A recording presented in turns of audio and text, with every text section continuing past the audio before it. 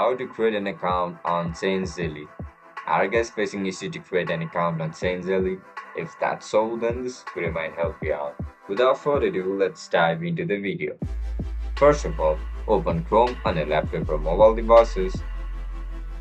Once you open the Chrome, search for Changelly website.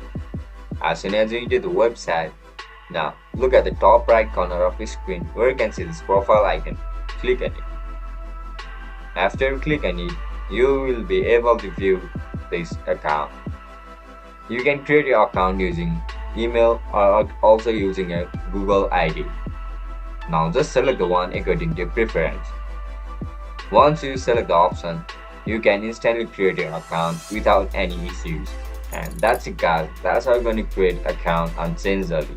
If you guys found this video helpful, don't forget to like, share and subscribe to our channel. And if you guys have any issues regarding Changelly, make sure to comment down below so that I can help you out. I'll catch you in the next one. Bye bye.